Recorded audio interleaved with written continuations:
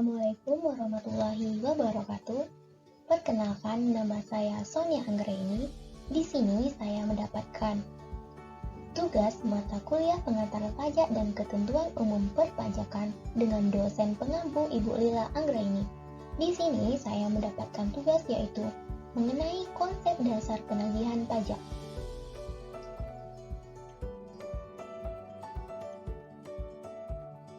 Baiklah, pertama di sini saya akan menjelaskan mengenai apa sih pengertian penagihan pajak tersebut. Penagihan pajak adalah serangkaian tindakan agar penanggung pajak melunasi hutang pajaknya. Secara singkat, itulah pengertian apa sih itu yang berkaitan mengenai penagihan pajak. Jadi, bagaimana seseorang yang mempunyai hutang pajak dapat melunasi hutang pajaknya tersebut ke negara?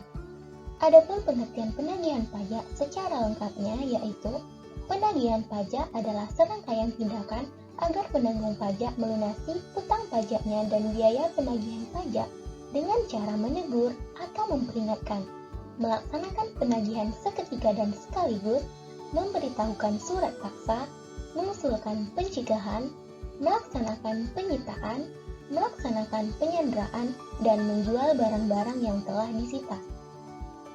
Kemudian landasan hukum apa aja sih yang mengatur mengenai penagihan pajak ini? Untuk landasan hukum yang mengaturnya yaitu yang pertama, pasal 18 sampai dengan pasal 24 Undang-Undang KUP, yang kedua, Undang-Undang Nomor 19 Tahun 2000 tentang penagihan pajak dengan surat paksa. Kemudian kita di sini akan memahami apa sih dasar dari penagihan pajak. Tentu di sini agak sedikit banyak apa saja yang menjadi dasar dari penagihan pajak tersebut. Yang pertama, STP atau surat tagihan pajak. Yang kedua, SKPKB atau surat ketetapan pajak kurang bayar. Yang ketiga, SKPKBT atau surat ketetapan pajak kurang bayar tambahan. Yang keempat, SK pembetulan. Yang kelima, SK keberatan. Yang keenam, putusan banding, serta yang ketujuh, putusan peninjauan kembali yang menyebabkan jumlah pajak yang masih harus dibayar bertambah. Itulah yang menjadi dasar dari penagihan pajak.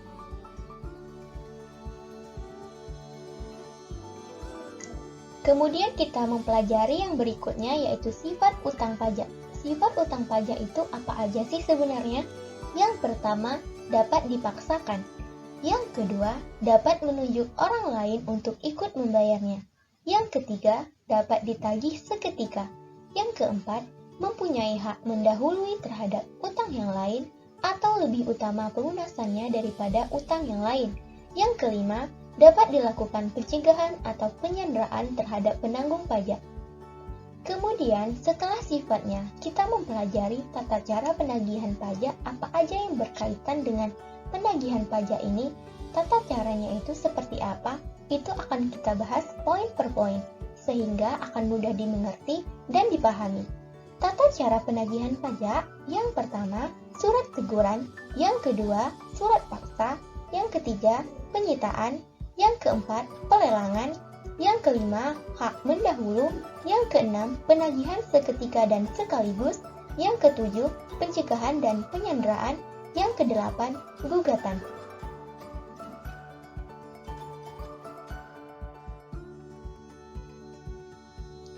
Baiklah, di sini saya akan membahas yang pertama, yaitu penagihan surat teguran. Fungsinya apa sih surat teguran ini? Penerbitan surat teguran ini adalah untuk menegur wajib pajak yang usia utang pajaknya itu sudah melewati jatuh temponya. Jadi misalkan nih, ternyata ada seorang wajib pajak yang jatuh tempo dan dia lupa bayar, kemudian dia juga lupa untuk melapor. Akan timbullah yang disebut dengan surat teguran. Ini untuk memberikan teguran. Jadi misalnya nih, Bapak, Ibu, utang pajak Bapak, Ibu telah dilaporkan dan juga telah dibayar. Jadi isi dari surat teguran ini itu untuk memperingatkan kembali bahwa wajib pajak tersebut mempunyai utang pajak yang harus segera dilunasinya. Surat teguran diterbitkan setelah 7 hari dari jatuh temponya surat ketetapan pajak. Kemudian, poin berikutnya adalah penerbitan surat paksa. Ketika surat teguran sudah diberikan, tapi tidak ada tanggapan, tidak ada feedback, tidak ada itikat baik dari si wajib pajak, maka akan timbul surat nomor 2, yaitu surat penerbitan paksa. Surat paksa ini untuk apa sih? Jadi di sini, jika nanti ada si wajib pajak tidak ada niat untuk melunasi utang pajaknya ketika surat teguran tersebut sudah dilayangkan, kemudian setelah dilaksanakannya beberapa poin yang berkaitan dengan teguran tadi, tapi tidak juga ada itikat baik, maka surat paksa ini akan turun, sehingga wajib pajak ini dapat dipaksakan untuk segera melunasi utang pajaknya. Surat paksa diterbitkan setelah 21 hari sejak surat teguran diterbitkan. Surat paksa diberikan apabila yang pertama, penanggung pajak tidak melunasi utang pajak dan kepadanya telah diterbitkan surat teguran atau surat peringatan atau surat lain yang sejenis. Yang kedua, terhadap penanggung pajak telah dilaksanakan penagihan seketika dan sekaligus. Yang ketiga, penanggung pajak tidak memenuhi ketentuan sebagaimana tercantum dalam keputusan persetujuan angsuran atau penundaan pembayaran pajak.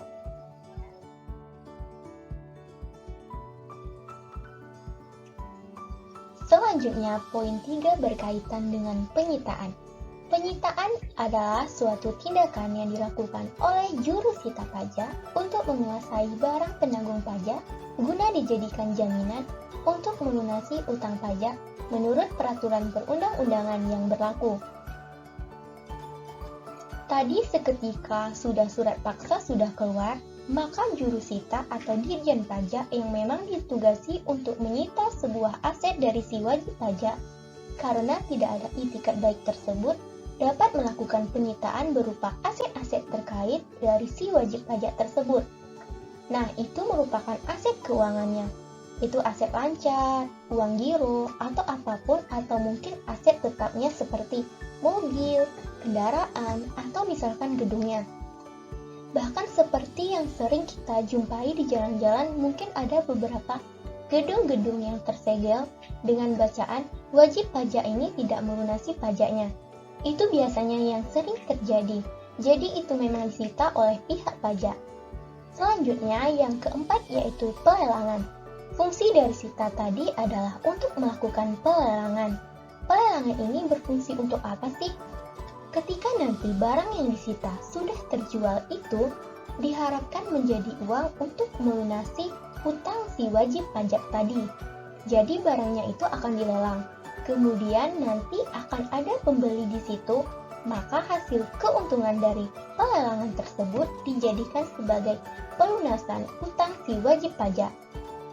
Mobilnya, entah kendaraannya atau apapun aset yang memang disita oleh jurusita, itulah yang akan dilelang. Secara jelasnya, lelang adalah setiap penjualan barang di muka umum yang dipimpin oleh pejabat lelang dengan cara penawaran harga secara terbuka atau lisan dan atau tertutup atau tertulis yang didahului dengan pengumuman lelang. Pengumuman lelang diumumkan 14 hari setelah penyitaan dan lelang dilaksanakan sekurang-kurangnya 14 hari setelah pengumuman lelang.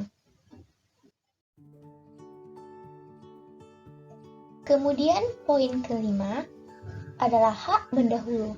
Hak mendahulu memberikan kesempatan kepada negara yaitu Direktur Jenderal Pajak untuk mendapatkan pembagian lebih dahulu dari kreditor lain atas hasil pelelangan barang milik penanggung pajak. Setelah utang pajak dilunasi, barulah diselesaikan pembayaran kepada kreditor lainnya. Maksud mengenai hak mendahulu, ketika uang tersebut sudah dipegang oleh si wajib pajak, kemudian wajib pajak sudah dapat melakukan pembayaran jika dia mempunyai hutang terhadap pihak kreditor lain, misalnya bank. Misalkan dia memegang utang itu ada di 3 bank. Maka yang didahulukan pertama merupakan kewajiban untuk membayarkan atau melunasi perpajakannya yang dahulu. Jadi, itulah fungsi dari hak mendahului, sehingga untuk utang pajaknya harus lebih dulu dilunasi ketimbang utang-utang yang lain. Berikutnya adalah penagihan seketika sekaligus. Jadi kalau seketika sekaligus ini apa sih? Jadi, penagihan seketika dan sekaligus adalah penagihan pajak tanpa menunggu tanggal jatuh tempo pembayaran terhadap seluruh utang pajak dan semua jenis pajak, masa pajak dan tahun pajak. Misalkan nih, udah sangat tidak ada itikat baik, tapi kita tahu lokasi si wajib pajak ini. Lalu, kita juga sudah memberikan surat teguran, kita sudah memberikan surat STP beberapa kali, tapi memang tidak ada itikat baik dari si wajib pajak, maka pihak pajak dapat langsung seketika melakukan penagihan sekaligus. Jadi langsung di situ juga kita melakukan penyitaan, dan juga di situ tidak ada lagi yang namanya surat-surat teguran. Kita sudah langsung menyitanya, kita sudah langsung mengambil aset-aset yang dimiliki oleh si wajib pajak tadi. Karena apa? Karena kita sudah melayangkan secara prosedural dulu pertamanya. Jadi poin 6 ini tidak langsung seketika muncul, tetapi memang ada prosedur-prosedur dulu untuk melakukan hal ini. Jadi tidak langsung diambil seketika, tapi kita layangkan dulu surat teguran. Di sini tentu kantor pajak Pratama yang memang mempunyai wilayah di kasus-kasus hukum tertentunya, misalkan tadi di wajib pajaknya. Yang tidak berniat melunasi tentu juga melayangkan hal tersebut dulu, jadi tidak langsung seketika. Tapi memang intinya adalah kita sebagai wajib pajak harus mempunyai etikat baik juga kepada kantor pajak Pratama di lingkungan tempat kita tinggal. Sehingga apa yang menjadi dasar kita tidak dapat membayar dapat diselesaikan secara kekeluargaan, dan kita bisa sama-sama saling untuk membantu dari si kantor pajaknya, sehingga dapat dilunasi utang-utang tadi dengan baik. Jurusita pajak melaksanakan penagihan seketika dan sekaligus tanpa menunggu tanggal jatuh tempo pembayaran berdasarkan surat perintah penagihan seketika dan sekaligus yang diterbitkan oleh pejabat pajak.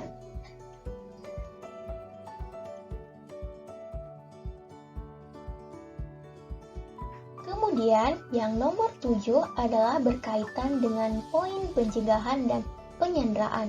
Yang dimaksud dengan pencegahan dan penyanderaan ini bukan berarti si wajib pajak ini disandera oleh kantor pajak Pratama atau oleh polisi.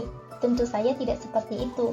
Tapi yang dimaksud dengan pencegahan dan penyanderaan ini adalah si kantor pajak Pratama yang ditunjuk sebagai jurusita melakukan penyanderaan terhadap aset-aset si wajib pajak yang memang sudah dihitung secara perhitungan pajaknya. Untuk apa fungsi dari penyanderaan harta ini? Adalah untuk sebagai alat transaksi terakhir untuk melunasi dari hutang pajaknya. Jikalau tidak ada etikat baik, maka alat-alat atau aset-aset yang disandera ini dapat dijadikan sebagai aset lelang, sehingga dapat menutupi hutang pajaknya. Kemudian di sini, pencegahan ini maksudnya apa? Pencegahan ini berkaitan dengan si wajib pajak itu sendiri.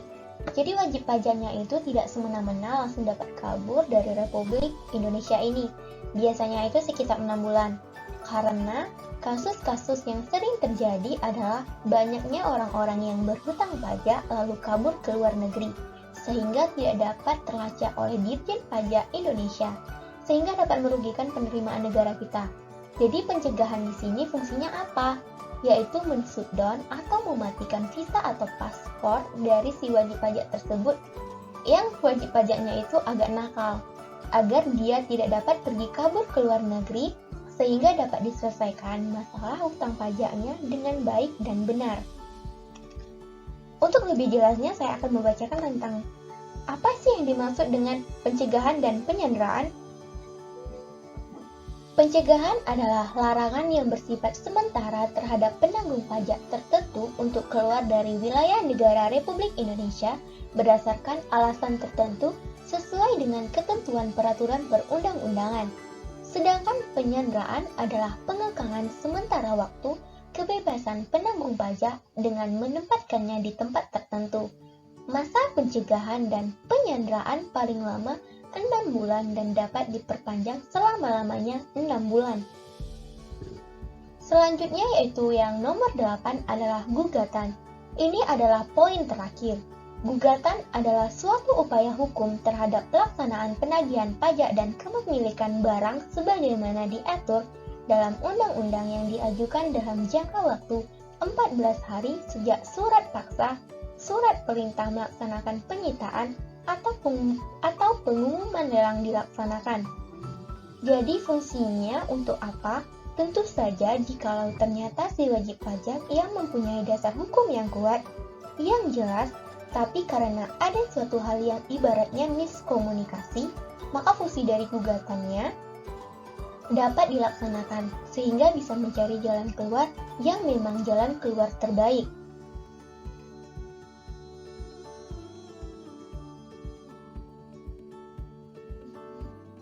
Lalu di sini kita juga akan mempelajari mengenai pencairan dari tunggakan pajak atau penghapusan utang. Jadi utang pajak pun sebenarnya dapat dihapuskan jika kita melakukan rekonsiliasi dengan KPP tempat kita bernaung, sehingga tidak terjadi hal-hal yang tidak diinginkan.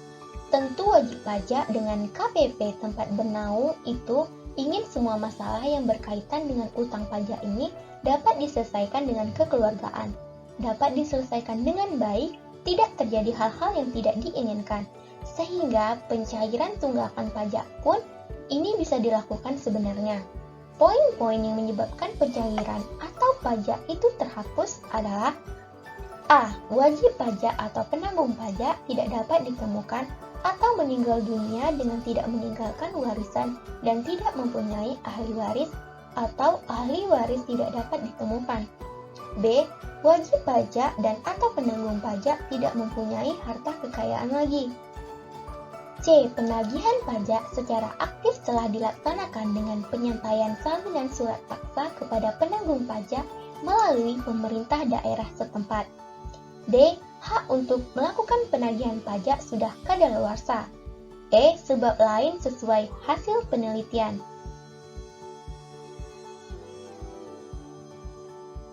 Tata cara penghapusan piutang pajak. Tata cara penghapusan piutang pajak sendiri diatur dalam KEP 625-PJ-2001 yang berisi A. Setiap bulan wajib dilakukan inventarisasi piutang-piutang pajak yang diperkirakan tidak dapat ditagih lagi. Atas piutang tersebut dilakukan penelitian yang hasilnya dituangkan dalam laporan hasil penelitian setempat atau laporan hasil penelitian administrasi. B. Setiap akhir tahun takwim, Kepala KPP mengirim daftar usulan penghapusan piutang pajak kepada Direktur Jenderal Pajak melalui kepada Kanwil DJP paling lambat tanggal 10 Januari tahun berikutnya. C.